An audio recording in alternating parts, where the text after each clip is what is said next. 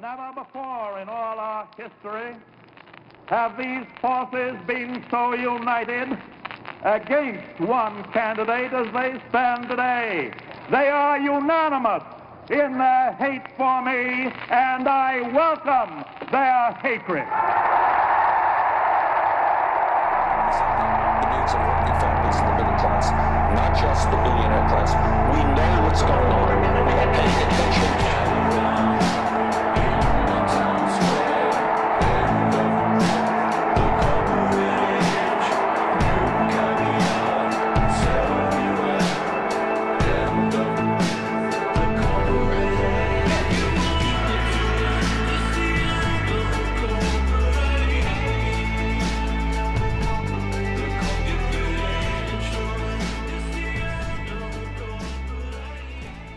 I finally figured out a new way to end this. It's not the end of the corporate age anymore. It's just the end of humanity. We'll have to change it to that, because that's, I mean, let's be accurate. It will also be the end of the corporate age, and hopefully every corporate asshole out there. But you know, it means the end of all of us. Hey, Oz, with $10.04 already. Yeah, thank you so much. Coming in hot, Oz. Wow. Thank you. Wow. So just, wow, I'm like really, I'm loud. You are loud.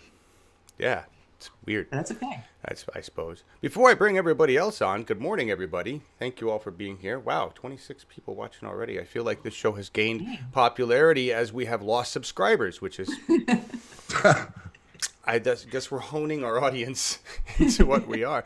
Yes. While the cover card is humorous, and there are many humorous things we've seen in memes about our horrific government, it's not funny that we have a rapist asshole on the Supreme Court, along with another rapist, Clarence Thomas. Everybody forgot about that. Clarence Thomas was already a jerk, but nobody believed Anita Hill. But I love this picture of Brett. He's ready. That's his first shot. He partied a little hard before his first shot there, but... You know, poor Ruth, she had to sit next to him. He must smell of beer. But, anyway. I just saw the RBG movie for the first time this week. Didn't even know they made a movie. I'm like, are you kidding me? It was good. You know what? It required reading. She is a total badass. Yeah? And I really I thought it was very interesting how when she first came on, she was right in terms of the ranking from conservative to liberal. She was in the middle. Oh. And how she has, moved left over the tenure of her time on the court. But just her whole backstory is fascinating. And she had an amazing, supportive husband, which I had never heard much about him. So I would totally recommend it. It was on Hulu this week as a new release. So if you haven't, it's just called RBG. That's cool. I'll just check it out. I mean, I think she's cool too. And, thanks to Kate McKinnon, she's kind of become... famous. They have a whole segment of her watching Kate McKinnon on Saturday Night Live because she hadn't seen them, and then she's just cracking up. She's just giggling through the whole thing, and she goes, "I don't know if that's quite right, but that's really funny." Good. Her entry into the law and the cases that she litigated as a lawyer, which were all sexual discrimination things, like the woman soldier doesn't get housing benefit, but a male would. Why not? Took it all the way up to the Supreme Court. Wow. It was kind of defining her early career. It was just fascinating. So I would totally recommend it. Very well done. Even though you have to put up with cameos by Bill Clinton and. Yeah, that's all right. You got to have villains in every story. Yeah, but they keep it short and they keep they don't dwell on it. That's good. That's good. Got a lot of people here. Hi, Deniz. Hi, Germans. We got Dennis and Markus, the Germans. Good morning, America. Morning. Thank you for still being here and not hating us too much. We got Stockpost and Barbara and Eco and Melissa and Jeffrey, Stock. I haven't seen Stock in a long time. Jilly Love and Real and Oz and hi everybody. Thank you all for being here. We got a lot to talk about. There's not a lot of good news. Laura's been off at Stock things looking at cows. And we'll talk. That was a very weird experience, so we don't need to go into it. We will talk about beef. If Brian Cheeseman's watching or watches later, we're going to talk about beef. We're going to talk about climate change and how everybody, don't worry about the fossil fuel industry, everybody. We just all need to eat less. That'll take care of it. Right. We'll get into that. I do agree with the statement. So before you start yelling at me, Brian, well, I'm with you there.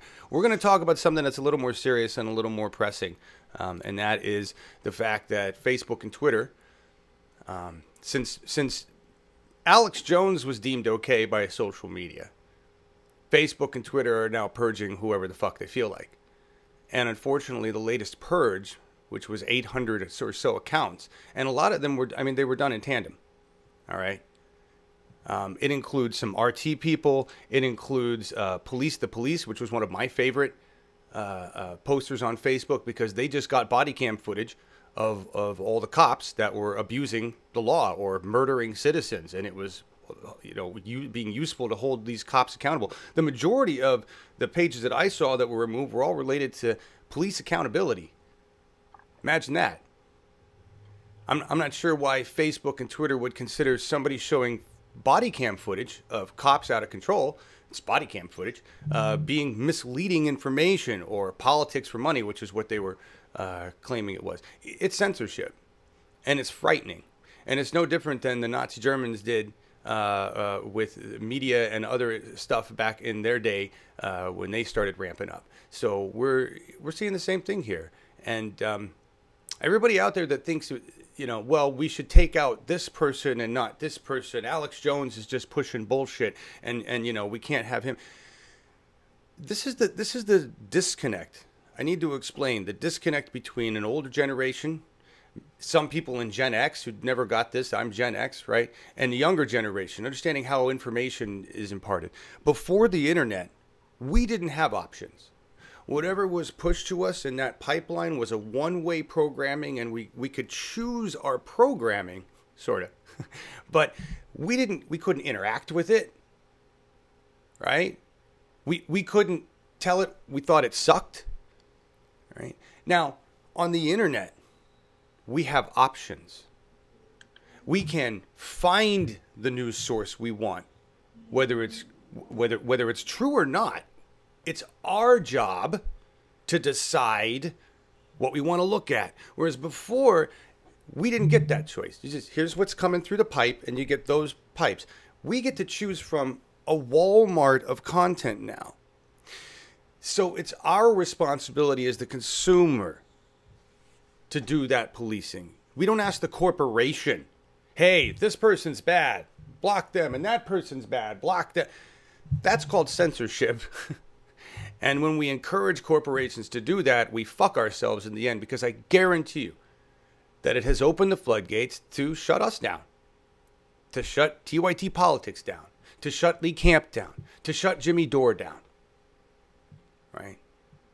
I mean, they're not going to get to us anytime soon, but they will start going after the bigger names. You bet. So it's wrong, and it shouldn't be happening. And yeah, Alex Jones. All you have to do is not pay attention to fucking Alex Jones. That's all.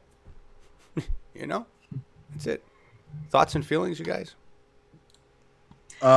Yes, Laura. No, just that we were just commenting before, is that we've been at the same number of subscribers for years now, and it seems, and they're losing them every day, and people not being being unsubscribed or not being able to find us. So y'all, if we do go down, where should we send people? Go find us on Twitter? What if they take us down on Twitter? No, well, like, we could be erased. Well, and that's a great question. What is that other place that they're using, that Jimmy Dore and Lee Camp are going to? You guys shared a link to that. There's that place. That place. What's it called, Deniz? Steam It. Steam It? Okay, so there's Steam It. We might go there. But really what we would do is embed our content directly on our webpage. So you'd go to uphillmedia.org, and there would be a live embed of our streams there. We can do that now. It's just then we're broadcasting in our own storefront and not in Walmart, right? That's really the difference there. And you see when an agency's large enough to do that, they can, and they draw their viewers to that. And all the big channels were trying to do that, right, with their websites at the beginning. But for us, we need to be in the Walmart. So go to our website if you don't find us here one day. Yep. go to the website. Hopefully that will be there. Yep. Yeah. Exactly. Also, we have to see this in the whole context. Google is a defense contractor. Facebook is a defense contractor, and so on. And voices who are speaking against war and for peace and so on, they get first silenced because they are meddling in their business and in their profits. Right. Right. And it may force other people to if they censor enough, it will bring rise to an alternative to YouTube. All right. It's just going to be a sloppy exchange as we get there. People producing stuff will take it someplace else. Whatever place gives them the best access and the best audience and best experience is going to thrive. And I think there's a market there. Right. I think maybe the players that are already in that alternate space are already there. It's just someone will rise to the top. Wow. Now, I just want you to think back 2 years when we asked for that. Well, first we tried to make that happen. Like, everybody come under our hood. Nobody wanted to do that. And then it was, let's pick a hood, right? TYT, that's a big umbrella. Let's put everybody under TYT. And that, I think, Laura, you brought it right back to it.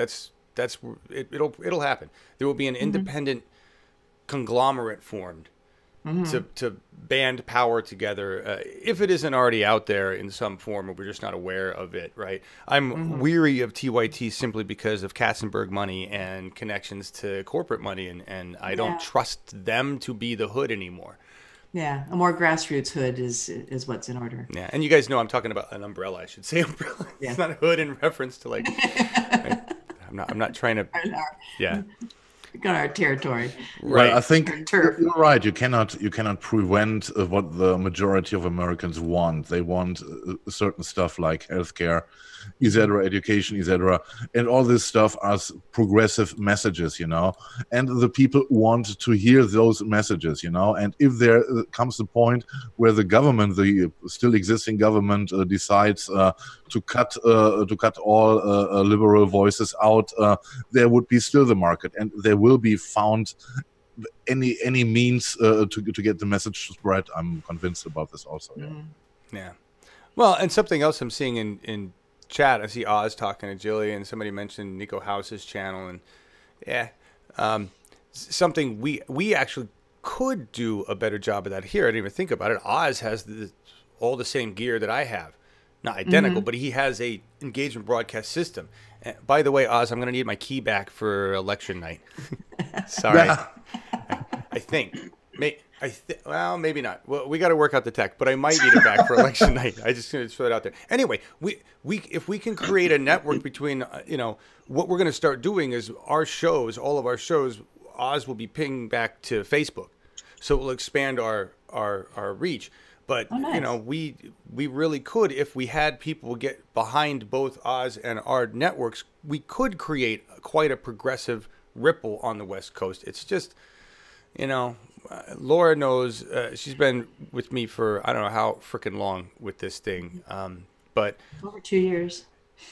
It's like herding cats. It just doesn't happen. Yeah. It hasn't happened yet. Yeah, 2 years ago we started with the slideshow, and then Awake came out of that a few months later after the election. Yeah, and we have yet to get a large group of the progressive movement to congeal around an independent network for the purpose of promoting candidates. That's what I'm saying. I mean, we've got some of them, but we need to do more. And it might be a little bit short already, but wouldn't be an option to get Oz on election night connected with us for the show? Who? Oz? Oh, yeah. We're already talking. Yeah, he will be restreaming our stuff to somewhere. I mean, that's... Yeah. For this event, that he maybe has something he wants to talk about from Washington and covers Washington a little bit, and...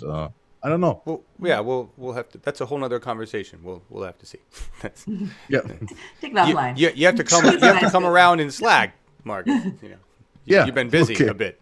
Yeah. All right. So I actually said this was gonna. I have a lot of content to cover because I want to run through something that's really pissing me off, and that's Jordan Cove.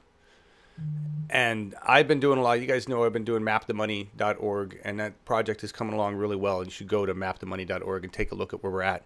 We keep updating the code and moving from the example versions to the full functioning code. We have the code for the vote record in there, so you can see how often Democrats in our slice of the vote record vote with Greg Walden, who was our control, right? But the biggest thing I'm uncovering as I start digging into these bills and digging into these Democrats and looking at the financing, and I want to thank the Oregon Live website for their detailed research into Jordan Cove. But we have something illegal going on right now with our election in Oregon.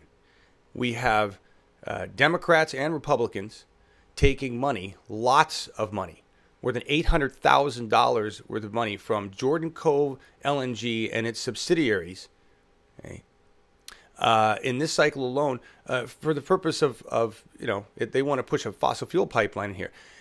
Jordan Cove is a Canadian company, and it is a violation of federal election law for them to be donating money directly to candidates, and nobody in the Oregon government seems to care. The Oregon election official doesn't care. Like, file a complaint with the feds. So I just want to show you some things. Larry's going to go over this in detail on Sunday, tomorrow.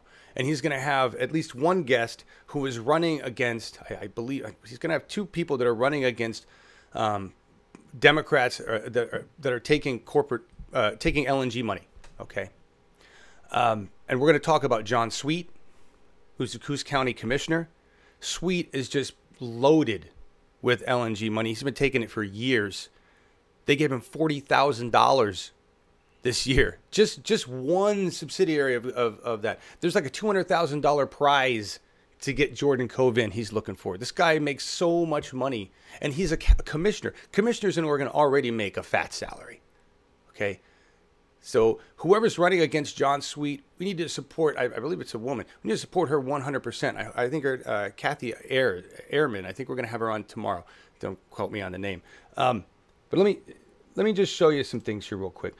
First of all, we have a party platform that clearly says we're not interested in LNG and fossil fuel development in Oregon. This is the LAI number 20 from our latest platform, which says prohibit the development of Oregon waterways and coastal regions for offshore drilling and the transportation or export or import of fossil fuels and fossil fuel derivatives. That's a direct mandate from the Democratic Party of Oregon members to the people we elect. Okay, which includes every frickin' Democrat in office right now. So everyone taking LNG money, you're violating our platform. You're also violating a 10-year-old resolution. There was a resolution passed in 2008 which specifically mentions Jordan Cove Energy Project and basically says, we don't want it. Please actively work against it. And it mentions, we call on Congressperson Walden and members of Oregon's legislature to do everything in their power to stop LNG projects in Oregon. That's a pretty clear statement a decade ago by the Democratic Party that we don't want our Democrats taking Jordan Cove LNG money. Wouldn't you say? Seems to be a pretty obvious message there, right? I got a lot of slides. Hang on. There's also a resolution that was recently passed with some softer language that basically says, we understand that you want to protect labor or, respect labor because the DNC recently said, well, we're going to keep taking fossil fuel money, even though you all voted not to. The same problem we have with our party here. Even though you tell us not to, we're going to take fossil fuel money, right? So here's another resolution that was passed by the DPO, everybody, at this last thing that says, you need to protect labor by telling them if they keep working their fossil fuel jobs, they're all going to die. It's worded much nicer than that. But basically, that's what they're trying to say. Like, their health and their environment comes before their job. Kind of logic, right? So anyway, moving on. Jordan Cove LNG, if you just look at who they've donated to federally, it's Greg Walden. Greg Walden out there are Republican. So Jamie McLeod Skinner is a Democrat running against Greg Walden. She's not taking corporate PAC money. She's not taking LNG money. And she once managed healthcare costs, which is the code word for single payer Medicare for all. All right. So let's help Jamie McLeod Skinner get Walden out of there. Now, Jordan Cove LNG, that's for federal candidates. When you look at Oregon, though, it's a different story. There's a lot of it. $40,000, and this is just in this snapshot, which goes back from 2017, beginning of 2017 till today. All right, and this is from This is from Orstar, our Oregon database on where all of our candidates get their money. What you'll notice in here is there's a committee to elect Betsy Johnson and committee to elect John Sweet and Peter Courtney for state senate, friends of Gary Leaf, friends of Dwayne Stark. These are political action committees, not the candidates. So candidates can say, well, I only got $2,000 directly from Jordan Cove LNG. However, my political action committee that actually pays for all the advertising that's run for me got, $1 million. Right. Yeah. And actually that is true. The Save Coos Jobs Committee received $1 million in 2017 to push against a reform in Coos Bay that would have stopped Jordan Cove. Right? This guy, John Sweet, he's taken $40,000 just on this sheet alone. $15,000 to Caddy McEwen, Democrat in office right now. What's up with that, Caddy? That's a violation of our rules. That's a violation of our rules, John. $2,000 to Betsy Johnson, Democrat. That's a violation, Betsy. $5K in this snapshot to Peter Courtney, or friends of Peter Courtney, or people who want to keep ancient Peter Courtney in fossil state. So Peter Courtney should be retired. I don't even know why he's in office. $2K to Brad Witt. We had Brad Witt on the program. I didn't know that. That's interesting. And $500. How sad. Dallas Hurd is a Republican, and I believe we'll be talking to somebody running against him tomorrow. And he was one of my Republicans on my list when we were looking at who could we actually take out. He's not worth all that much. I mean, they only gave him $500. Like, didn't even bother. That's like sad. So this is just a small example of the kind of money going around. But I'm going to show you something that's going to piss you off even more. Here's a screenshot of just 3 cash contributions. $236,000, $216,000, $115,000, all to the Save Coos Jobs Committee, which is nothing more than a group of industries related to LNG. That's all it is. It's a political action committee that has nothing to do with saving Coos jobs. Jordan Cove LNG will create 200 permanent jobs. That's it. 230. Oh, I'm sorry. You're right. It's ridiculous. As I said, last year, more than $1 million. But I want to show you some other things. The problem, the Oregonian did a great cover on this with all of their explaining the illegalities of what's going on with Jordan Cove. I dropped a shit ton of links in the description, all relating to this, because we're going to do a massive cover on this. I'm working with Ash to create a video on this. I want to blow this wide open because it's not being talked about, and it's disgusting. It is. And I would expect the DPO, everybody in it, to be outraged that we have Democrats taking this money. All right? With all of the things we have said about it as Democrats, this is basically them saying, fuck you. That's how it feels to me. But what I want to show you is something that's even more enraging. This is the trail of money. So I'm just going to go screenshots here because you guys need to see this. How can Jordan Cove LNG donate to whoever they want, even though they're Jordan Cove LNG and they shouldn't be able to? By stuff like this. So this is all on Open Secrets. This is amazing. I saw this pattern. So we've got Protect Our Senators Fund, which is one of 2 PACs that Jordan Cove LNG PAC donated to in the 2018 cycle. And you can see that here. Donors to the Protect Our Senators Fund, Jordan Cove LNG. Protect our senators. Yeah. What the fuck does that mean? Our senators. Right. The other one is Progressive Americans for Democracy. They're just as bad. So here's holding on to Oregon's priorities. All right. Why am I showing holding on to Oregon? Here, wait a minute. Let me back up here. Holding on to Oregon priorities is a beneficiary. I forgot to tell you that. So of the Protect Our Senators Fund, holding on to Oregon Priorities PAC is a beneficiary of their money. Get that? Jordan Cove gives to protect our senators, and protect our senators gives to holding on to Oregon's priorities. Well, who the fuck is holding on to Oregon's priorities? Holding on to Oregon's priorities recipients, and this is all of their recipients in the 2018 cycles, does not include a single Oregon person. It includes Elizabeth Warren, Dianne Feinstein, that asshole Doug Jones, who was just a little better than the guy he ran against, Joe Manchin, who's not even a fucking Democrat, and Claire McCaskill. Crazy. So somehow, and remember, we had Jordan Cove money at the beginning, right? But wait, there's more. So who donates to holding on to Oregon's priorities? Blue Cross Blue Shield, Merck & Co., Pfizer, DaVita, Amgen, FedEx, General Motors, Google, National Association of Broadcasters, who also owns Peter DeFazio. And remember that other group that Jordan Cove LNG donates to? Progressive Americans for Democracy. Look who they are. Industry-wise, they're transportation unions, railroad, air transport, trucking, beer and wine, internet. Specifically, they are airline pilots, Amazon, railroad. Do you see the fossil fuel connection here? So we went from Jordan Cove all the way to people who really have nothing to do with Oregon and are basically the point. The money just goes wherever the fuck it needs to go.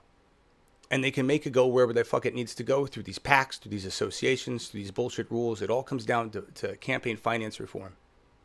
But we have the power to stop this bullshit with our own Dems in our own party, in our own state. And that's what we need to do. Well said. So it's absolutely crazy, John, to be honest. And it reminds me in a very funny way of America's Got Talent, you know, when they show the magicians, you know, and right, you know, there's a guy who is doing a card trick, you know, you're concentrating on, and in the end, you are coming to completely different results, you know, and just like John showed up, it's fucking amazing, you know, and it's crazy, and it's frightening also, you know, that I mean, more obvious can a corruption not be? Yeah, it's frightening. Remember, it's a violation of federal election law for these candidates to be taking Jordan Cove cash, but our own SOS, whoever the guy is that is responsible for watching the election integrity of the state, doesn't give a shit and said to contact people. Here's who I'd like you all to email. If you're in Oregon and you care about this, this is the email for elections for the Secretary of State of Oregon. All right?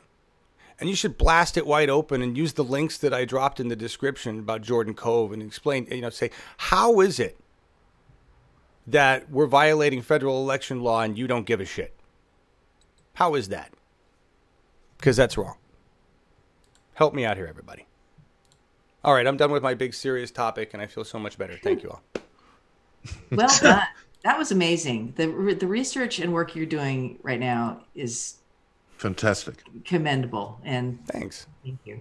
And maybe it'll matter if we don't all die soon. Yes, and at least blow it up. Did it? You know, at least somebody's there, you know, digging. You know, this is you know, your own research. This is yeah. There'll be more. That's what Map the Money is for, everybody. And if you see when you see what we're doing there, it's to hold all of them accountable, and they need it. They need it. Yeah. Okay, I know I took a lot of time on that.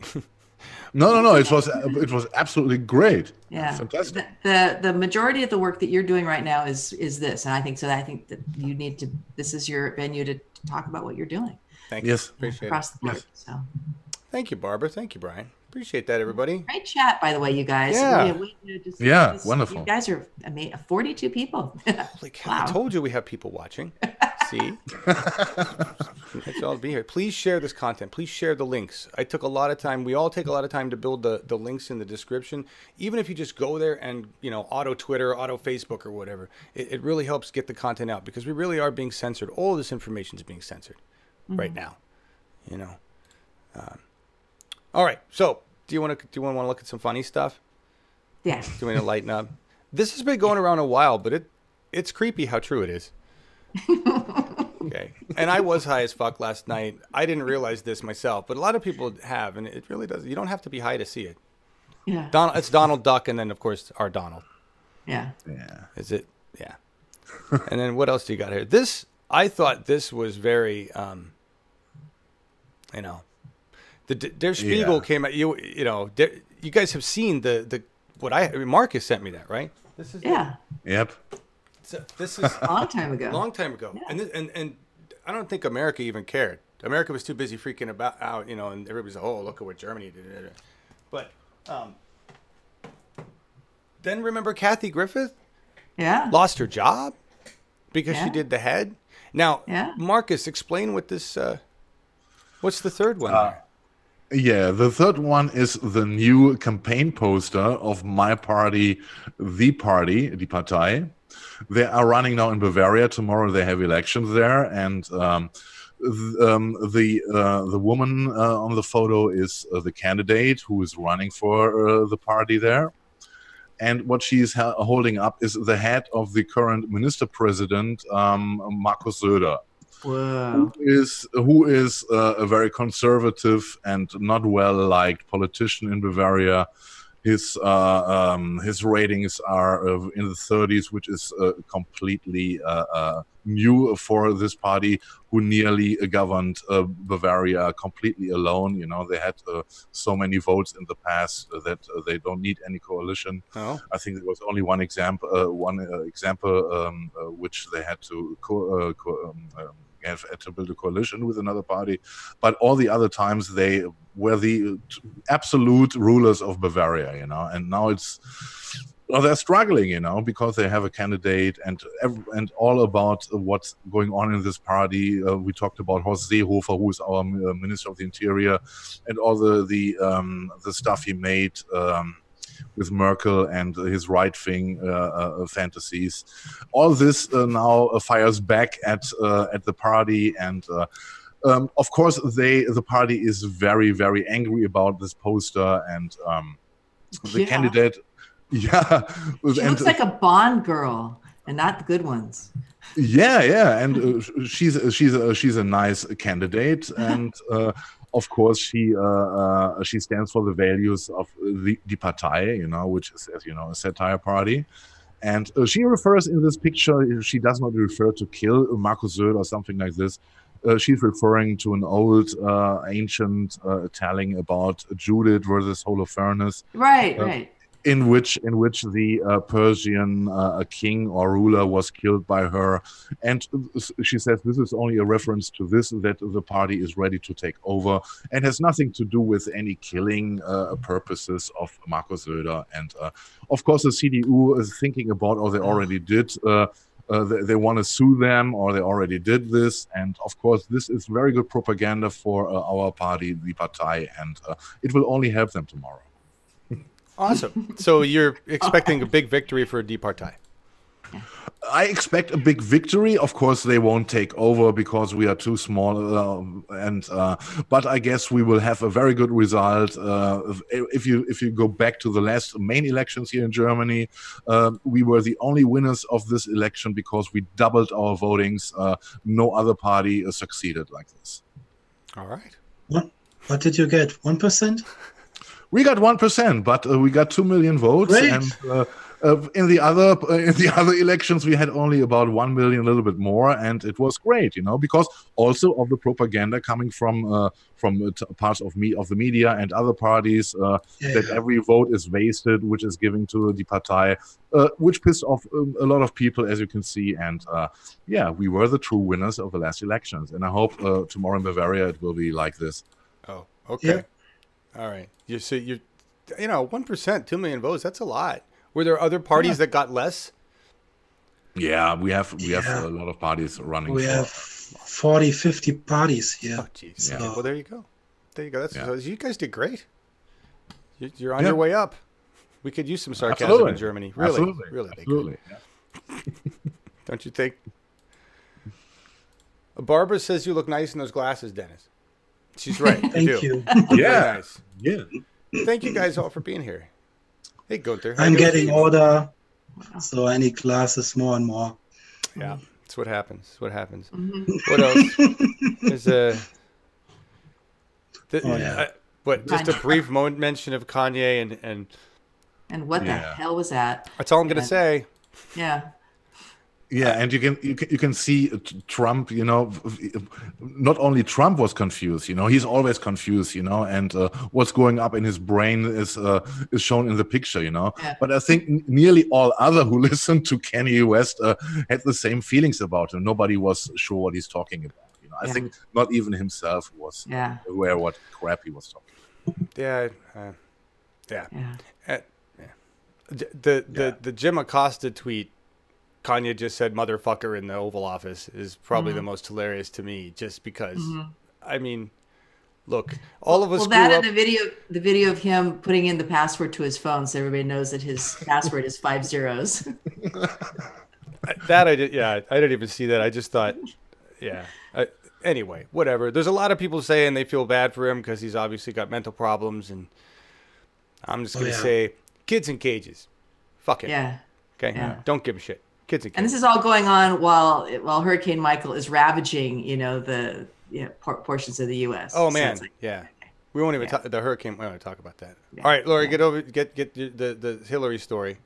Okay, I'll get this out of the way. It was just this hit yesterday about Hillary's security clearance being revoked, and the big narrative through all of the pro-Hillary, mainstream media is making a big point to say this was by her own request.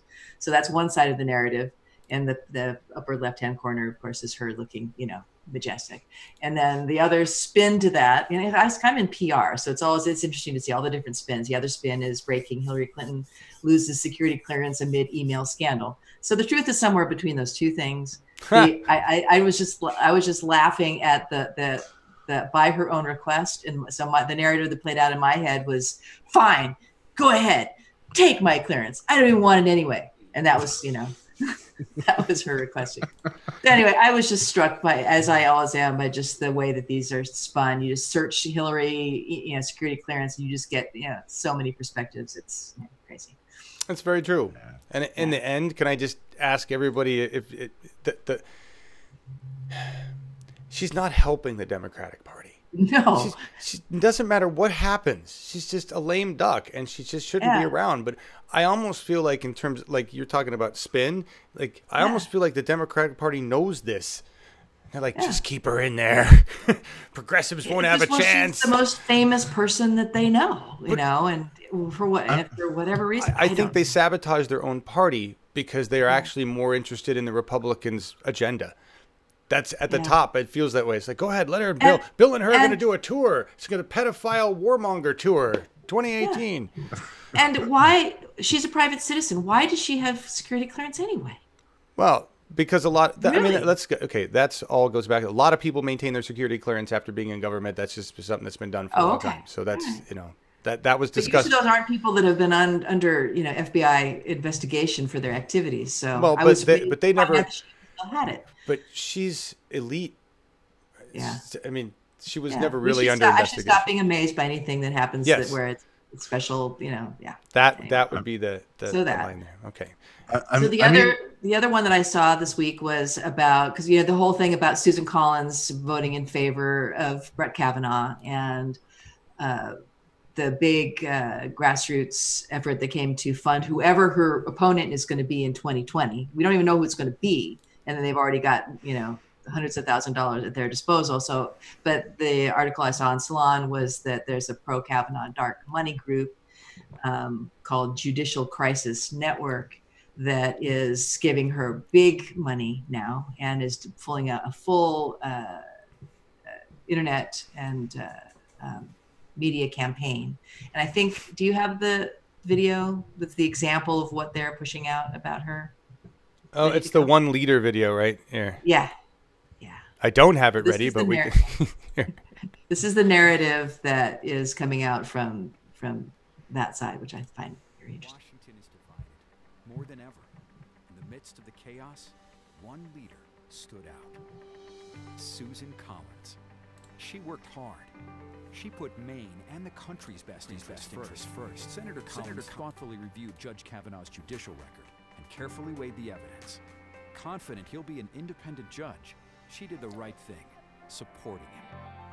Thanks, Susan Collins, for being a reasonable voice in Washington. There you go. That's the narrative that a lot of people are being fed.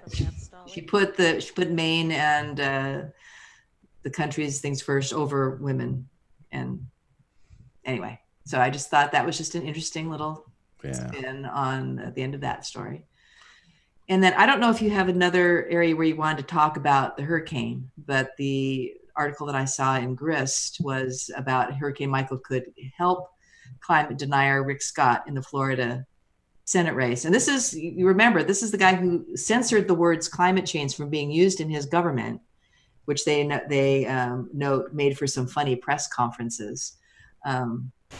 So I just, but they, if anything, the hurricane is likely to give voters the warm fuzzies for Scott, who censored the words climate change, because it gives him the chance to go out and do leaderly stuff like activating the National Guard. So this is just kind of ironic. And what I also saw was what his opponent, Senator Bill Nelson, who's the Democrat, running for Senate, saying, and it was a CNN clip, and I'd run that otherwise, but it's CNN and we would get shut down. But he's coming and saying, yeah, the Gulf of Mexico is 4 degrees hotter than is usual. 4 degrees is a lot. And so the ferociousness of these storms is because of that. And I thought, well, great, that's good. And then he goes on to say, and I'm going to quote him directly, this is what we can expect. So this is the moderate corporate government response. We need to adapt with our building structures and locations. That's what we need to do. Not a word about how do we curb this and climate change and everything. We just need to just build our cities in different places and stronger buildings, because that's what we can expect now. So that's fucking horrifying. But so that just kind of stuck out with me as well as a. Yeah. Not even eat less meat as a qualifier. He didn't even throw that in there, huh?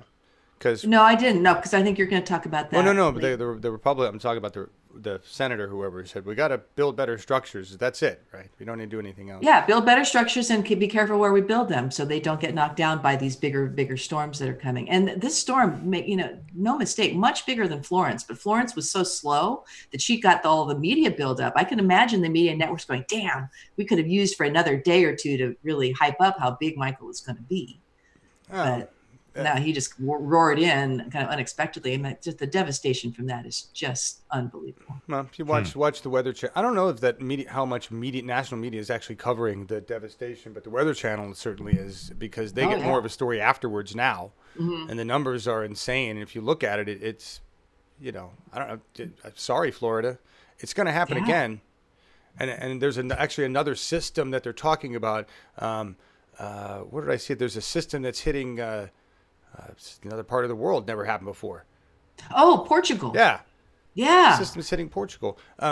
Also, the other day, I just say this, my dad and I were having a conversation. He's like, I talked to the woman at NOAA.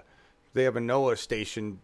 My dad went there to take a tour of it, and they talked about climate change, and the NOAA woman said, yeah, well, we're not going to have more of these events per se. It's just more extreme of them. We're actually having more this year. And this year was predicted to be, I had a clip from the Weather Channel, I didn't have it. It was predicted to be a calm year. They said, well, it's going to be a calm year based on our previous years and all that. Forget climate change. Just based on the standard models that we've used before, it's going to be a calm year this year. However, it won't be a calm year, and this is what the Weather Channel guy said, if systems develop like this down here, like Florence did, or like this over here, like Michael did.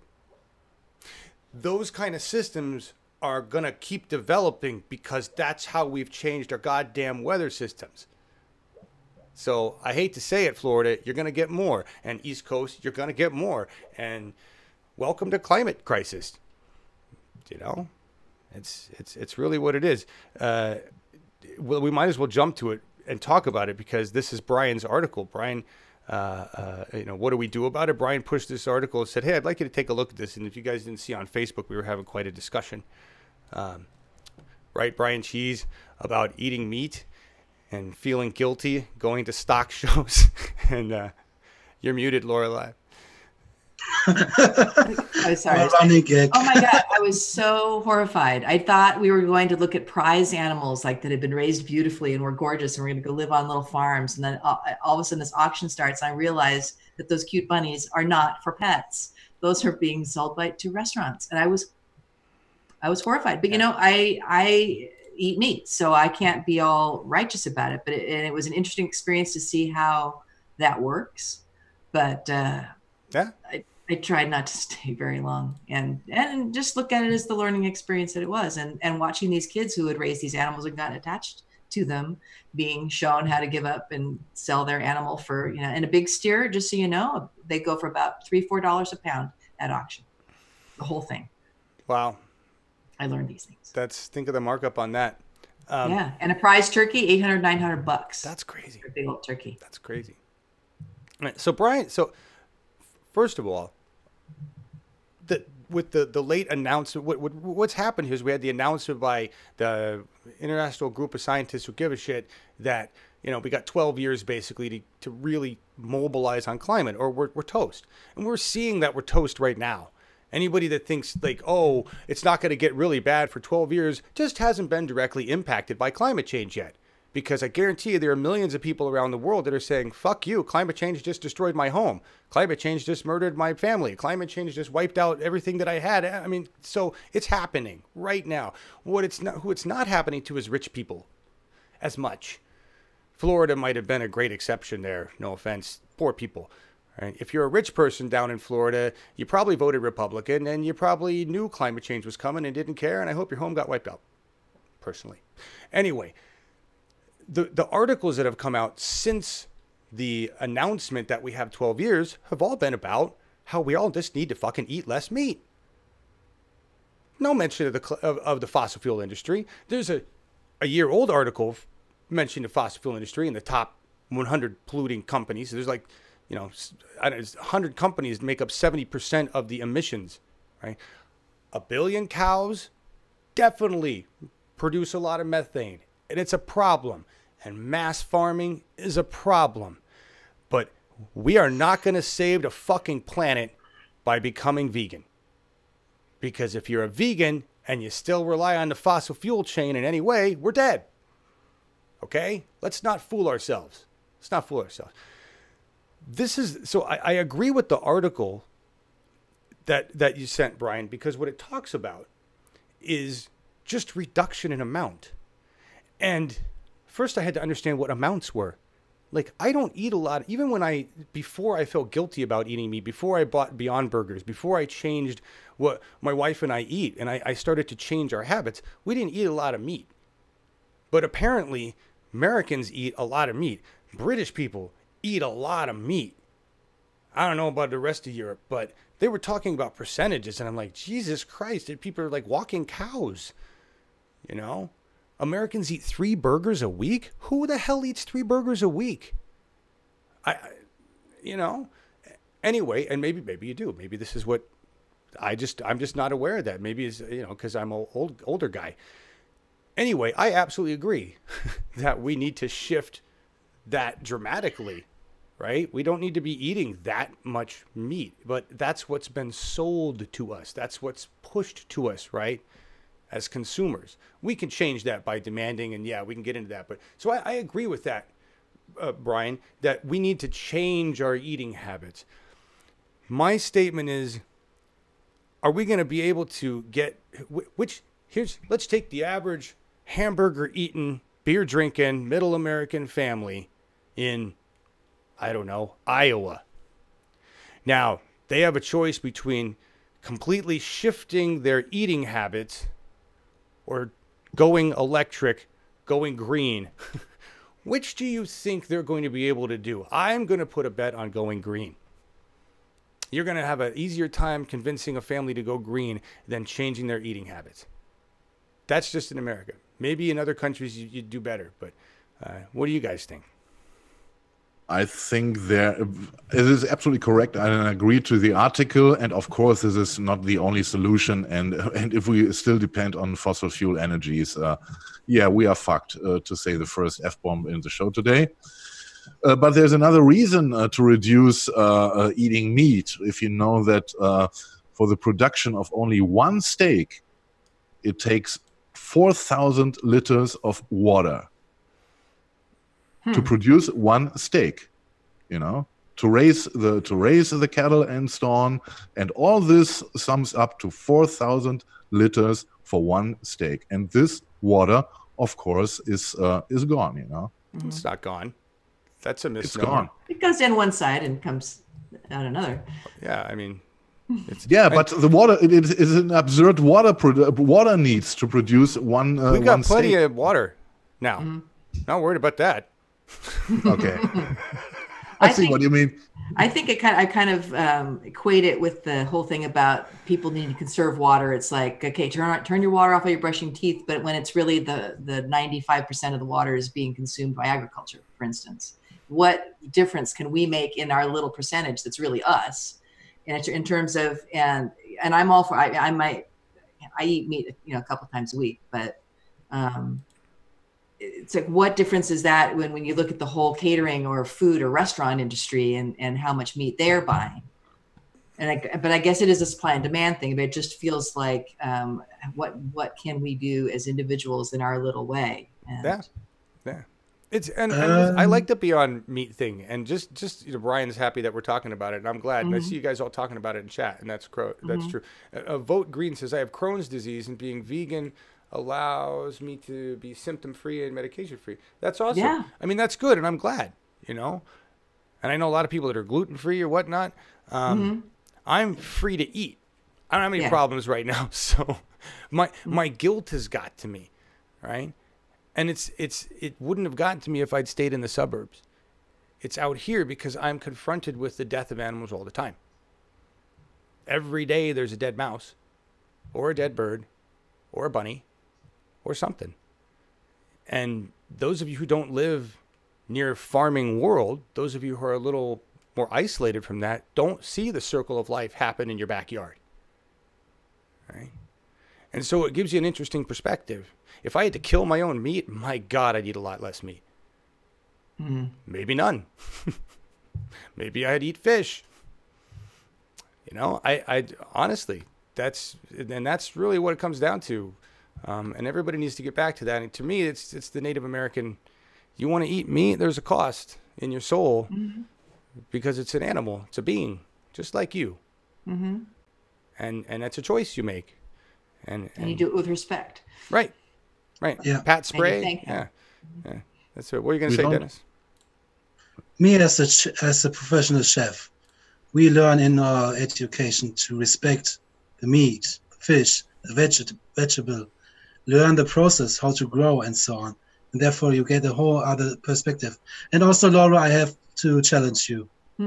Everything starts with one person. Yeah. It's just hard to feel that way sometimes. Yeah, I know, but don't give up. Yeah. I don't. It's just, I ate a lot of Bambi as a kid. Nice.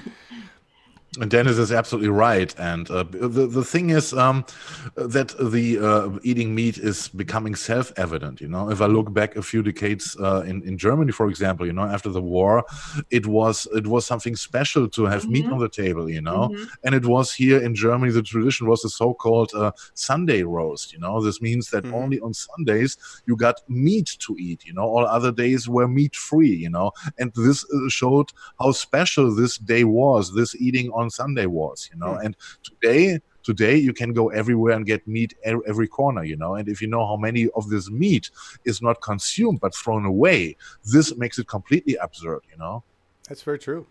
That's very true. So many food waste. Yeah. Brian, she's been also mentioning his illness being helped with veganism. What do you have there? Hemophilia? Ooh. Yeah. Stopped eating meat of any kind in 1987, Melissa? Wow. Yeah. Wow. Yeah, I'm working on it. It's hard, because I like to cook, and I like to cook meat, depending on what it is, Lately, I've been doing baking and the British Bake Show, and I'm Oh much God, more John, you've got me totally hooked on the show. By the way, I'm on the final. I'm on the final of season 2. Who all out there is hooked on the British baking show? Marcus, you too? I gotta check it. I forgot it, but it was excellent. What you said about it? Oh no, The Schichttorte. Yeah. The Schichttorte. yes, the Schichttorte. That was when he came on. It's like, oh, that's the one with the 24 layers, all even. With, oh my God, yeah. So and the drama that just comes in the kitchen. That was, you were right on about that. It's not manufactured, although No, there's production value there. There's some production to it, and you know. Yeah. But whatever, it's a great show, and in the end, it's just a cake. It's just such a nice break. It's like, oh, it wasn't a kid in a cage. He just ruined It's his a German cake. Schichttorte. It's a cake. It's not a cake. I know. I'm going to admit right now that when I bake something, it gets judged by Paul, Mary, Prue. Okay, in my head, a good bake with a nice drizzle. Yeah, I hear it's underproved. And then I'm like, and you impatient, right? The sponge Right. didn't work. But here's subconsciously, I can tell you why every American actually likes the show, and it's because Paul sounds like Ringo. Yes, he's got that Liverpool accent. Golden boy. Yeah. And he just when we hear him, I was trying to figure it out, and I was like, oh my God, he's Ringo Starr. Yeah. And it's not, you know. Anyway, it's just a fun show, you guys. Yeah. Wandering Willow, bake.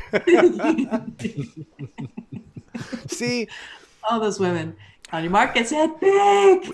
And my point to that being in the baking, I am learning to bake things to cook things, new things that don't include meat. Yeah, that's part of it. It's like, hey, honey, tonight we're gonna eat Schichttorte because what the fuck? I decided to make it for dinner. Who says we have to have? That's the other thing. Americans grew up with this, pyramid of food value that was basically set forth by the industries that wanted you to buy their shit, and so it was like, here's what you need: a meat and a bread and a milk or a dairy and a whatever. And that's not true. That was just. When the grain was the base of the pyramid, right. All those 5 servings of bread a day, right? So anyway, it's just we're working on it. Damn it, we're working on it. We only got 12 years, so yeah. I haven't had a steak in so long. I shop. I would just walk away from I grab Beyond Burger and I walk away now. Look at seafood. It's frightening. Mm-hmm. Lori had to ask me. She's like, I want a hot dog. Okay. Okay. So, what season was Schichttorte? I don't remember. Was that season 2? Was it season? I think it was season 2, toward the beginning. Thank you, Brian. Yeah, and when you hear how this cake is made, you'll understand why it is absolutely the most German fucking cake on earth. Yes, it is. It's so German. What time are we at? How late are we? We're just 11. That's not bad. We're 11. We're doing great. What else do we got to talk about in here, guys? Yeah. I went through my stuff last week on UHM. Good question. No. We're still having. You wanted to talk about Beto O'Rourke and his fundraising, right? Well, actually, I didn't. I forgot to mention Adam. Did I mention Adam? No, not yet. Oh shit! That was going to be the big thing until I got all pissed off about Jordan Cove. Yes. I have really good news. I'll talk about this real quick. I don't know if I'm going to run this video. If you haven't seen it, go look at the video that I put up. It's the first part of the interview with Adam Klugman. He's a branding specialist and media strategist. We'll be doing, hopefully, if the audio problems at the beginning didn't irritate him, we'll be doing a show with, or more shows with Adam and Valdez. He is a person we need a lot for the progressive movement, particularly in Oregon, to help candidates understand how to brand themselves. And I loved everything he had to say. He was right on mark, basically saying, look, if you're going to, here's how you need to address these things and don't back down. My favorite thing was he said, stop counting votes. Stand where you're going to stand. Stand your ground. It's the message to all Democrats. Stand your freaking ground. If you're against fossil fuels, be against fossil fuels. Don't walk up to the fossil fuel worker and say, oh, your job's okay, and I'll take your money. All right? Be solid with what you have to say to them. Say, I value your health. I don't want to see you die from the fossil fuel industry and the climate change. So let's get you in a green job because that's my mandate as a Democrat. Right? Anyway, this Sunday, October 14th, tomorrow, let me find a slide. Find a slide somewhere. He will be at the Lake Theater Cafe. Lake Theater Cafe in Lake Oswego. Here's a slide. Democratic Party 2020. Whose brand is it anyway? If you're running right now in 2018 and you can, I would go to this too because you still got a little time. This could help you. But he's going to be talking. Valdez is going to be there. It's October 14th. That's tomorrow, 7 p.m. Lake Theater and Cafe. It's in Lake Oswego, Oregon. Tickets are you can get from Eventbrite, and there's a link in the description of this video to get them. I think they're $10. If you guys know what it costs to hire any kind of a consultant in these industries these days, it is not $10. All right. So take the advice of Adam, and he's a progressive. All right. He gets it. He understands the message we're trying to get across, the narrative we're trying to get across as progressives, and he understands what it's going to take to get Democrats to be able to say these things to all constituents, right? And that's, so it's cool. Help us with that. Share that stuff. Go to that event if you're in Oregon. Please. Very excited about that. And where are we at now? Taylor Swift? I think. Yeah. Oh, Ted. You had mentioned Ted or Iran. Do we want to, which one? Do we want to let Deniz rag about Iran? We skipped this already. Oh, we did? Okay. Yes. Okay. So maybe a good thingy to show the video from Alexandria Ocasio-Cortez. You know? All right. Okay. Do you want to set this up for us, please? What are we talking about here? Yes, of course. And she is in an interview, in a live interview with audience. With WGBH, and she is talking about the 11/9 movie with Michael Moore, or from Michael Moore, and she is talking about a little incident referring her new blue dress she's wearing there, and yeah, all right, it's very nice. Here we go. About this dress, and I haven't told too many people. Earlier this week, I was actually having breakfast with Rashida Tlaib, who is here, the candidate from Michigan. She came into New York, and we were sharing breakfast in my district in Jackson Heights in Queens. And it's, like I said, it's not glamorous. It's been really crazy. I have not done my laundry in forever. Everything is really smelly, and it's got holes in it and stains and like everything. And so anyways, I'm sitting there, and it's one of those days where I have like no makeup on and like my hair is all frizzy, but I'm having breakfast. I have no business looking like I do in public, but I do, having breakfast with Rashida. And so I'm there, and it wasn't planned. It wasn't announced anywhere that I was having breakfast with her. I just said, hey, we're gonna go to this place to have breakfast. So we're having breakfast in this place in Jackson Heights, and this woman taps me on my shoulder. And I turn around, and it's this woman named Christina. And Christina is a mom in the district, and she had knocked on a bunch of doors for us. And she had actually tried to run for city council the year before, but the political machine and the Democratic machine bumped her off the ballot, which is something you can do in the state of New York. And so she turned to me, and I said, oh, hey, Christina, how are you? She said, I'm good. She said, it's the craziest thing that you're here, because I know that you thrift shop for your clothes. I kind of write about this sometimes. And she goes, I go thrift shopping for my clothes too. And she said, I was just at the thrift store, and I got this dress that was too small for me. And I was talking to my neighbor, and she said, who would fit in that dress? Alexandria might fit in that dress. And we had no intention of seeing each other. And I bump into her, and she goes, here it is. And she pulls out this grocery bag from this tote bag that she had. And she had this dress in her bag about 3 days ago. And yeah, I mean, and Rashida's sitting there watching this whole exchange, and she's like, isn't that amazing?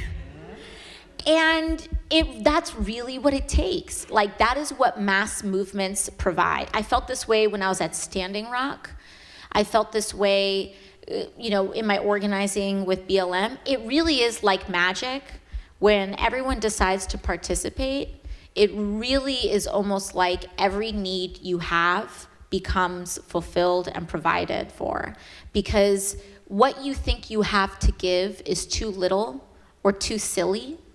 Could you imagine picking, seeing a dress in the thrift shop and it's like not your size, and you're like, you know who this would fit? My congresswoman. And then you get it, and then you give it to her, and then she's like, I'll wear that.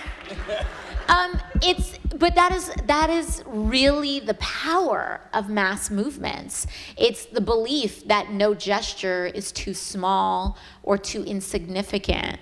And lo and behold, I went home and I zipped this thing up and it fits me to a T. It really is like this kind of Cinderella slipper type of thing. And that's really the gasoline that all of this stuff really runs on. It is mass movements. We can never afford to think that the only organizing worth pursuing is electoral only. We can only think of electoral politics as a toolbox in the pursuit of a larger social mission. And your electoral organizing should be a part of what you do, like hygiene, like flossing once a day. But it should be, after you floss, you also take a shower. You also sleep enough at night. You also brush your hair. We have to engage in the basic civic organizing, which, by the way, is why it's so important that we fight for a living wage. All right. I'm going to kill it there. Yeah. That's good. That's a great spot. Yeah. Isn't she wonderful? Yeah, I love that story. Guys, I have a little skit here. I'm Markus.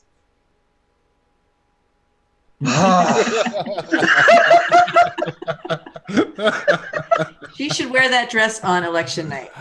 And that was a winning dress. Yeah. It's a breathtaking dress. Yeah, yes. Okay, Tinder boy. You can make fun of Markus all you want. You're on Tinder, okay? Yeah. Whatever. Back to the point. Yeah, that was a really nice. I like that. That was nice. Yeah. And, Yeah. good story, and I wish her the best. She's, Democratic machine is still the Democratic machine. I don't think they like her either. Still. Yeah. Might have been one of my cats coming in. Good story, Markus. Yeah. Where are we at next? Well, I think next week on UHM, let's talk about Progressive Oregon, the campaign finance, Jordan Cuff and the DPO, tomorrow's show. All right, well, that's tomorrow. I love The Expanse. Oh, this is the next week. Yeah, that's tomorrow. That's it. Yeah. Actually, hi, Mimo. Hi, cat. That's the cat. I told you the cat came in. He comes in through the back window and then says, why can't I get out? Because it's my office, the garage. Anyway. Yeah, I know. Let's run this 1 minute clip talking about ballot measures 102 through 106 in Oregon that you need to know about. You can grab this and share it. We need to get this out because there's some very deceptive measures, as always. There's always measures that come out that are deceptive. One of them is being pushed by Newt Bueller, and he's trying to make himself look like a progressive. It's ridiculous. Yes, I know. We're going to let you out in a minute. So watch this. Here you go. I don't even know if there's words or music. Just, there.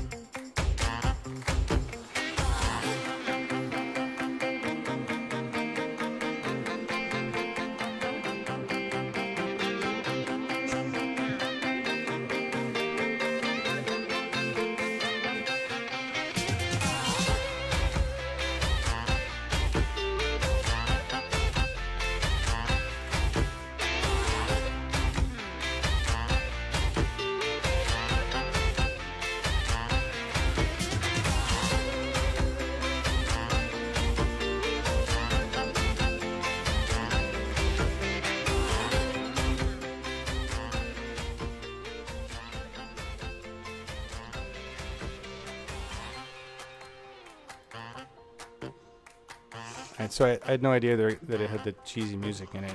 I just thought it was an info thing. It's well done. 105's bad.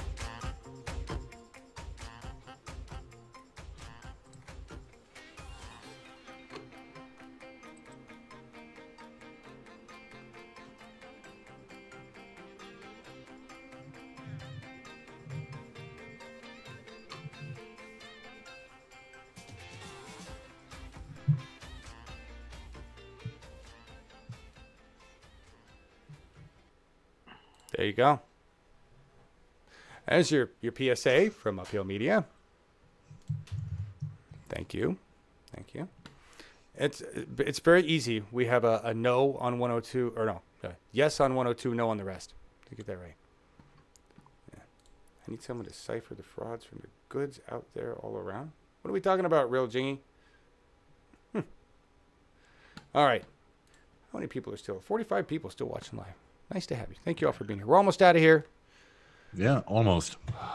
What else we got? Do we have any? 2 quick notes. I guess we'll just cover these 2 quick notes. Just get out of here, right? Okay. Beto O'Rourke raised a shit ton of money. I hope it works.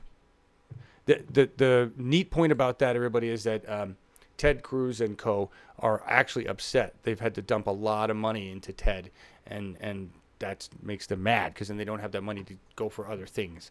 So, yay for everybody that's donating to Beto, and let's hope Beto turns out to be better than Ted when it comes down to voting. Right. That's really right. That's all what matters. Yeah. Yeah. But he's saying some good stuff, and he's said some things recently that I've been impressed with. So we'll see. He's not a perfectly perfect progressive, but he'll do. What's so funny is that Fox News is trying to use those donations as to say he's paid by big money and so on right now. Yeah. It's really funny if you look it up. They'll try anything. Well, and he does have some, I'm sure he's got some big money donors. He's got the party behind him, and I'm sure it's all George Soros anyway, right? Mm-hmm. It's all George Soros. He got 860,000 donations, $45 each average. So there you go. $45 average. That's a Texas thing. Yeah. I wonder how much are out of state. I bet it's a lot out of state though, because probably nationally people want to get rid of Ted Cruz. That's a national effort. Yeah. Same with Nancy. Yeah. And Taylor, Tay, showing us the way. I don't know what the official. What does this say? Is September? For context, how many voters does it say?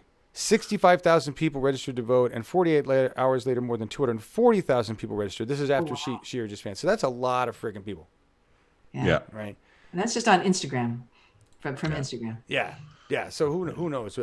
Thank you, youth. Youth of America, if you want to have a future, you have to vote. Yes. And I like how the right wingers are going crazy, because they made up that she is some kind of white Aryan princess stuff, and that she's on the right-winger side and all this crap. One guy was posting, I think it was on 4chan or Reddit, he was making up something like she should hook up with Kanye West, and because both are sympathizing for Trump, and at this moment she tweeted, no, I support the Democratic candidate, and It is crazy how they're going crazy. And the same day or one day later, there's Kanye West in the Oval Office, and nobody loses a word about him being an influencer, which he was not. It's fucking crazy, and of course, hypocrisy. We're attacking the majority. And of course, he'll always have Kanye, Ted, and Kid. Yeah, Melissa would pay money not to see Ted's face ever again. Me too. Yeah, Hillary. I don't want to see her. For her, she's top. She's the number one person I just don't want to see anywhere talking about anything. Just can't stand her. Ted makes for some great, just horrific footage, whether he's eating boogers or got flies on his face or whatever he's doing. His were the best bad lip readings. Yes, they were. Yeah. Yeah. And I'm sorry, but he's too young to be the whatever killer everybody thinks he is. But Zodiac killer, right? Yeah, yes. Thank you, Barbara. Appreciate it. All right. This is tomorrow. Forgot to say this. This is tomorrow morning with Larry. We will be talking about Jordan Cove, everything that I just went over today and more. And we'll be talking with, I believe, 2 candidates that are running against individuals. One, John Sweet, and the other, Dallas Hurt. If we can get them both in here, and we'll talk to them in depth about this. All right. This is a crisis in the DPO, in my opinion, and it needs to be blown wide open. And the members of the Democratic Party that are taking money from Jordan Cove need to be dealt with. I don't know exactly what we can do, but they need to, they need a bad mark that we need to be sent to the principal's office. They need to give them money. That's what Larry said. Sorry. The official version is we're supposed to say, you have to give the money back. But I want them, it's too bad we can't do that. We really need a way to write up our own employees. We really do. I don't know what that is, but we should collectively write them up. All right. Yeah. And we can do that at the assembly, everybody, right? This is why, as Democrats, we go to these quarterly meetings and stuff, and we go to our monthly meetings in our local counties, because if we don't take the power, then these assholes do, and turn our party into something that isn't anything like the platform that we work so hard to create. So watch the show tomorrow with Larry and Betsy, and then you've got the thing tomorrow evening with Valdez. We will be doing coverage of the elections on November 6th, and we're going to have several, I don't know, maybe we'll have Oz up in Washington, and we'll have a couple remote spots, a couple other places. Larry's going to be hopefully with the official DPO team. Thank you so much, The Natural Progressive. Thank you. It's been a while. Yeah, good to see you back. Thank you. Appreciate that. Thank you very much. And yeah, that's it. What do we get out of here with? Hold on. I found out the solution of one of the unanswered questions in universe. What do you get when you combine Sideshow Bob with Donald Trump? Any ideas? No. You get this. Oh. That's awesome. Oh, I love That's it. awesome.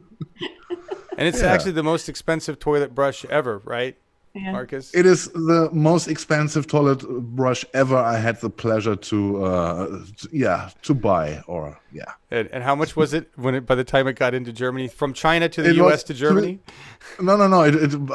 My mom ordered it in China because she's such a Trump fan, as you can see. She did not watch that there is also custom fees on it, etc. And the shipping fees are also expensive there, coming from America. And all in all, this cost me 85 euros. And this is for $110. Yeah, that's pretty expensive. And I estimate the production cost not more than €1, if at all. Thank you, Julie Love. Happy extinction to you as well. Show that again, Markus. Thank you, Julie. Show that again, Markus, because you've given me a whole new idea here. We could do like toilet plunger theater. Just get a couple of those.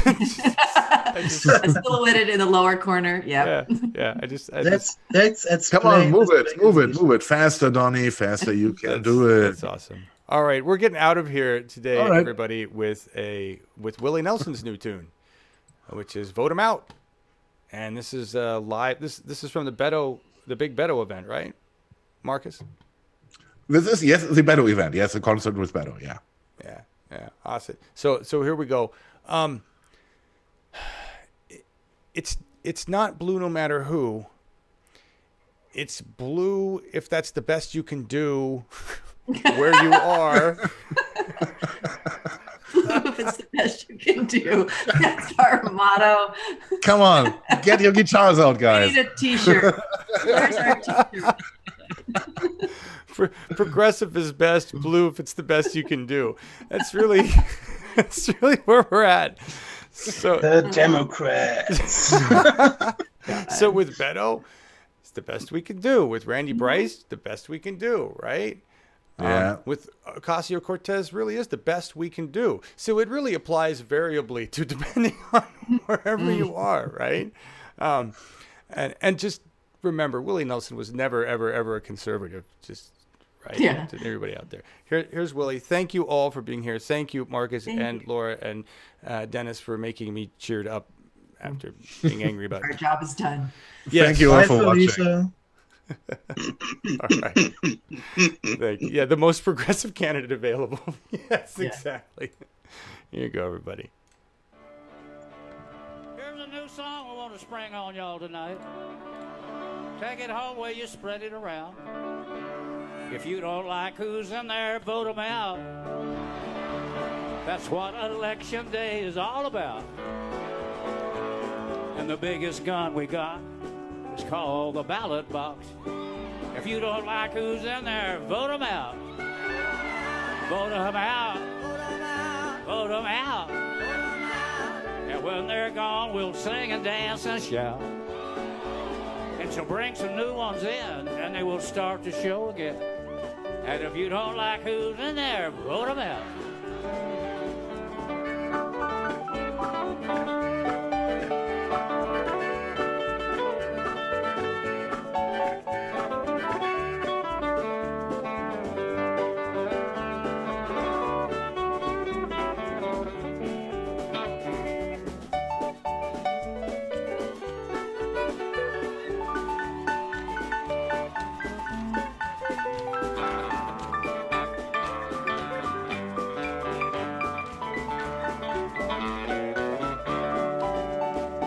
It's a bunch of clowns you voted in. Election day is coming around again. And if you don't like it now, you can change it anyhow. And if you don't like who's in there, vote them out. Vote them out. Vote them out. Vote them out. Vote them out. And when they're gone, we'll sing and dance and shout. We'll start the show again and bring some new ones in. And if you don't like who's in there, vote them out. Vote them out. Vote them out. And when we're done, we'll sing and dance and shout. Then we'll bring some new ones in, and we'll start the show again. But if you don't like who's in there, vote them out. And if you don't like who's in there, vote them out. Thank you, Austin. Thank you, Texas. Thank you, Beto. All the way, buddy. We love y'all. Thank you.